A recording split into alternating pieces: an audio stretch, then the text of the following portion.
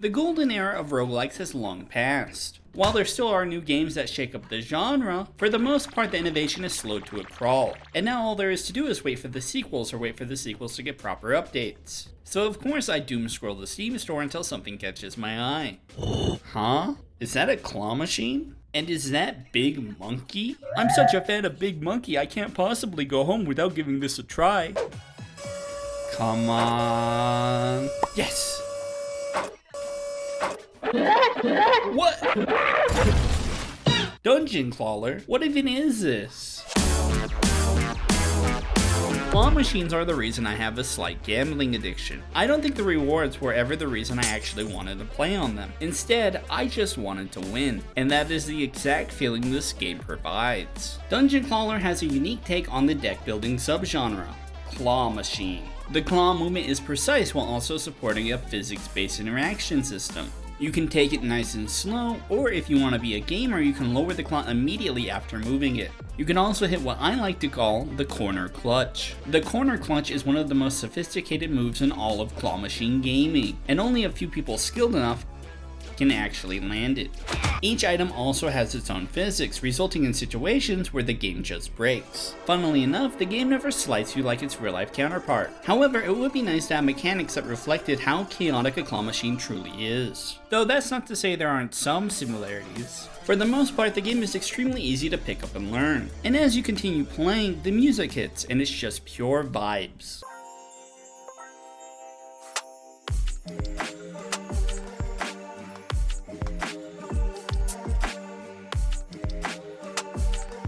Dungeon Clawler knows exactly what it is. It's a game that you play while talking with friends or watching something on the side. It is truly a cozy experience. But before we can actually play the game, we have to pick one of the 14 bunny-based characters. Each one starts with their own passive and different starting items. And I don't know why, but I really like this one. There are some unlockable characters, however, none of them matter because Harley Quinn is the most busted character in the entire game. She gets up to 3 random claw types each round. Claw types are the strongest abilities you can have. They allow you to pick up stuff with a 100% success rate. The magnet picks up metal items, the tentacle picks up everything, and the pirate hook picks up individual items. Considering most of the items are made out of metal, the magnet is the best option. Some characters can start with different claw types while the others pick them up through gameplay. Unfortunately, most of the characters play the exact same. Not only do they not have unique starting items, but their passives can also be found in some of the relics. The game struggles with variety, and in my opinion, this is one of the key factors as to why. Once you pick your character and you hop in, you're met with a series of choices on the map. Not really choices, more like which one you want to do first.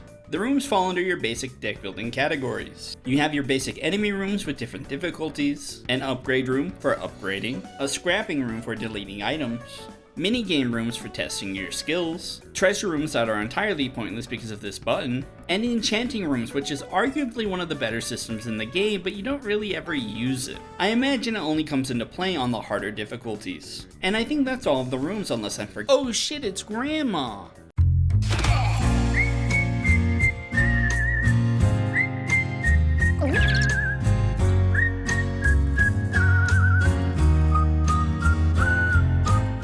Thank you, Grandma. Now let's move on to the encounters. We move room to room, defeating these cute little dudes. Are we the villain? If you think about it, we lost our arm because we gambled too much, right?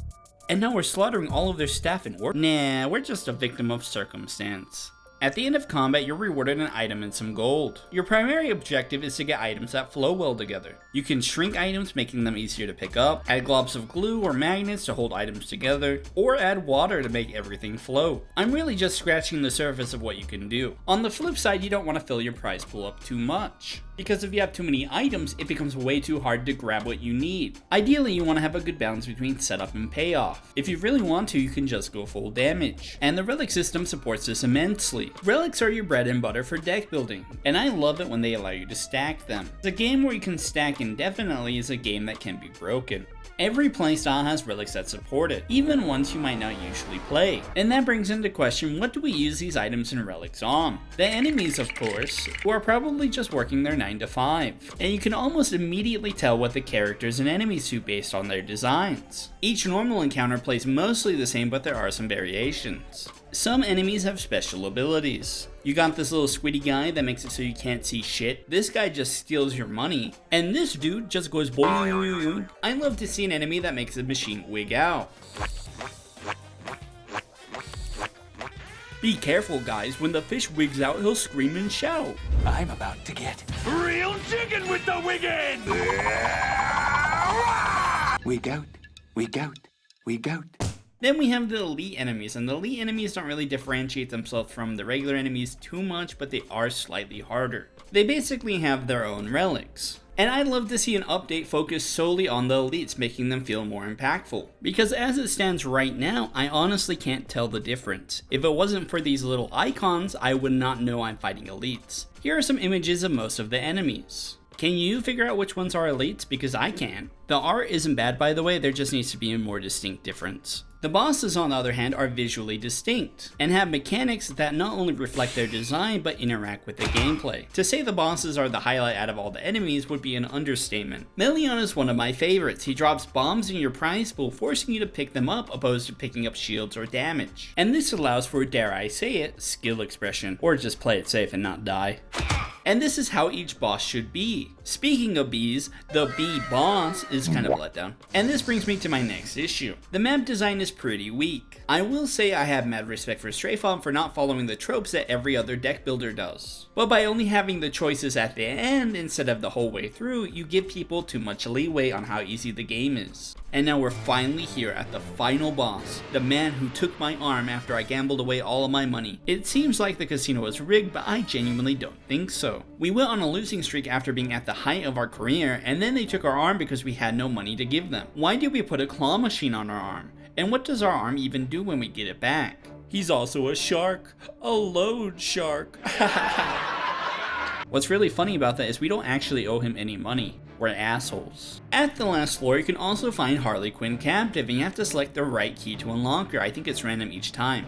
Wait, is that a League of Legends reference? Once you beat the final boss, you're introduced with two new mechanics. The first one is debt level. Each debt level adds a new modifier to the pre-existing game. The higher you go, the harder it gets. The next mechanic is bunny pawns, which give you the passive of the bunny that you beat the game with. But if you haven't beaten the game on other rabbits, you can't use them.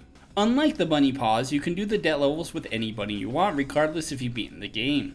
This heavily discourages from trying new rabbits out at higher debt levels. With all that said, I did enjoy the experience. Despite not having a ton of content, Dungeon Clawler is an incredibly fun and cozy game. It has an immense amount of charm, and I love the claw machine gameplay. This game has a lot of promise, and I'm very excited to see where it goes. If you made it this far, thank you so much for watching. I've been having an internal struggle on how I want to make videos, and it's really kind of slowed down things, but from here on, expect a new video very soon.